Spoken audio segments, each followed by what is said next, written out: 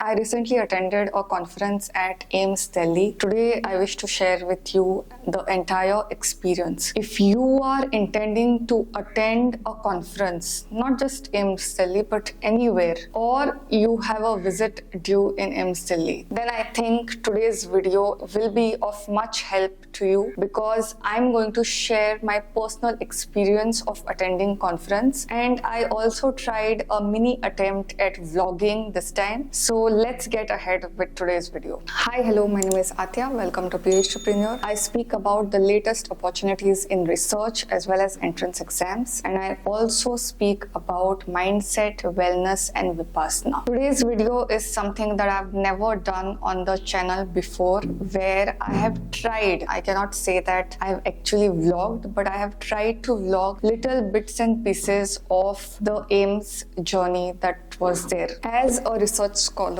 you will definitely have to attend conferences, workshops, seminars. If you have an intention of attending one, then hopefully today's video is able to guide you. First of all, how do you fund a conference? Because if it is an international conference like the one that I attended, if it's outside your state, then obviously the registration cost you will have to pay. The funding would be there. Your travel, whether it is flight or rail or bus, and your accommodation you will have to pay. So this cost is not less if you think of it, and especially if it is an international conference. So how do you fund it? I have done a detailed video on different grants given by the government for availing the funding for conferences. I will link it in the end screen. I would highly recommend it to check out, because conferences, workshops, seminars, these are part of any student, not just PhD, but if you are a research scholar, then you definitely need to watch that video. What is a conference? A conference is a group of people, or you can say an event geared at a particular theme. For example, the event that I attended in AIMS Delhi, it was geared towards a technique called as flow cytometry. So whoever is working on flow cytometry with respect to healthcare,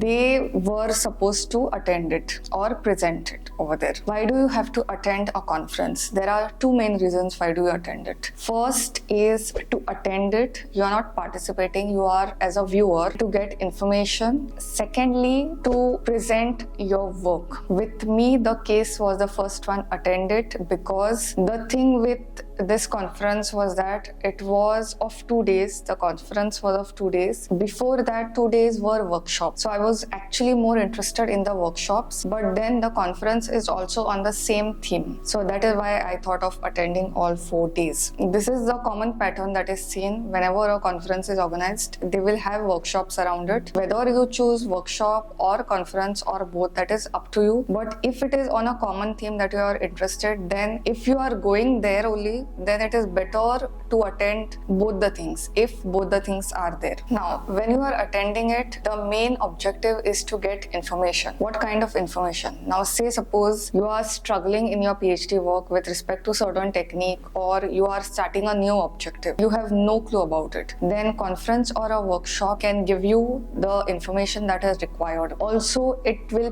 put you in touch with people who are masters in that field. So if you have doubt, then you can definitely go ahead and ask these doubts to these people. That is the basic thing if your intention is to attend it. Now, when it comes to presenting it, you are going to present your work. Most of the time, you are going to present a poster. So you will make a poster. What is the size and dimensions? That will be told to you beforehand by the organizers, or you will be giving a Microsoft PowerPoint presentation to the audience. These are the two ways. If you are a scientist, or if you happen to further in your research career, then you can also be the convener or a delegate and get in the organizing committee, so you are able to facilitate your work through it. It would not necessarily be presenting, it would be more in the part of organizing things if you are the convener or delegate. Whoever is registered for the conference is called as a delegate. There are 3 things to any kind of conference attending or participating. First is the conference itself. Second is travel, and third is accommodation. Whenever you are trying to book, the first thing that you will do is register for the conference. And registration details and registration formalities are simple. You just have to fill the form which is there on their website and do the payment. Then the second thing is accommodation. One thing I would like to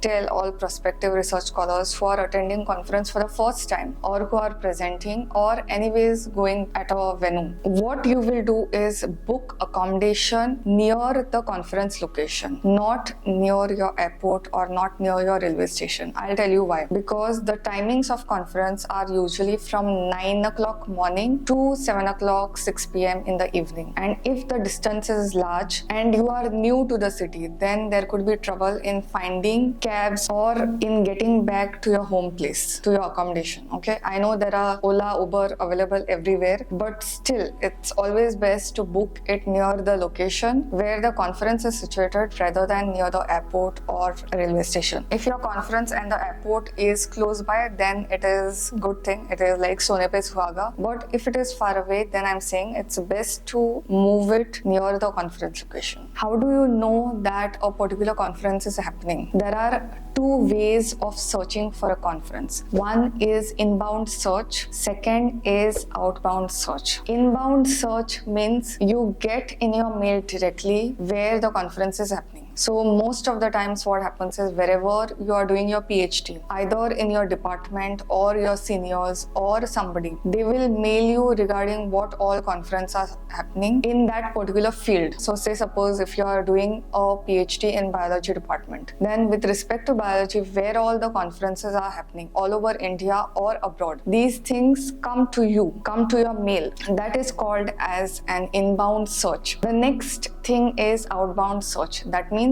say suppose whatever conference information that you are getting in your mail, that is not sufficient for you. Then what you will do is you will search in Google about the topic and then see which conferences and all are coming. That is what I did because I wanted information about flow cytometer technique. So I googled in the input and the first thing I got was Flow Cytometry Society. So I went to their website and I saw that a conference was happening and I immediately registered it. One thing to note about conference is that wherever the conference is happening, the accommodation around that will get full as soon as possible. When I registered for the conference, I booked it I think 15 to 20 days in advance. If it is not too early, then it is not too last minute also. Then also I could see that whatever accommodation I was booking, within 15 to 20 minutes, it was getting full. It was getting booked. So the key over here is as soon as you register for the conference, within few minutes you start booking the accommodation. When it comes to packing and all, it is best to keep things minimal and not go overboard with it so that you have an easy transit. What do you do at the conference? There are a few things that I would suggest depending on your personality. Conference is usually divided into morning sessions and you have afternoon sessions. It ends with evening high tea or there is interaction like that. In the morning, the sessions are usually introductory. They are not focused on a particular topic, but they cover different topics. That means it is a general session. The initial sessions, morning sessions I'm talking about. After that, you may have tea break or something, and then you will have other specialized sessions related to the topic. Now, if you are an introvert, you may feel the need to stay in the auditorium or stay inside, but here are a few things that can be done. First, during the conference, you can ask a question when the talk is going on. If somebody's session is going on, then you can ask a question and get your query answered. It also gives others an opportunity to know about your topic, and if they are in a position to help you, they are definitely going to reach you out. You won't even have to ask them. This is one thing. Secondly, if there is a break, tea break or anything, then also you can introduce yourself to the delegates over there and say that you are a research scholar from so and so institute. Facilitate conversation. The third thing you can do is, if you don't want to mix with anybody and you have just come with an agenda to just attend and listen to talks, then you can stay inside the auditorium. You can explore the area around it, because usually wherever conferences are held, especially international conferences, the venue is really good. You have to explore the venue and see what all is going there, and you will get an idea of what all things are happening. Also, some of it may be of interest and of use to you. These are the things. There is no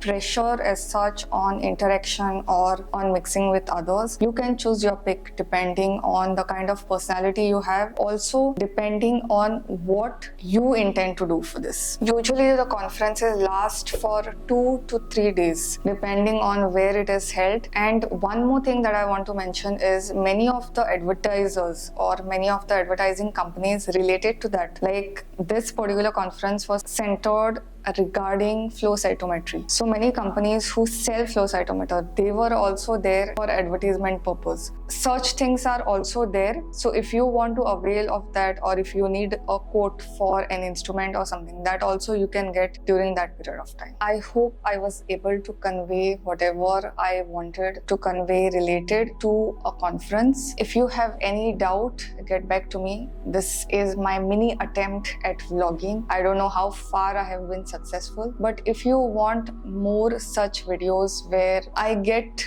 to you the daily life of a research scholar, then do comment down below. I'll be more than happy to film it for you. Till the next time, bye.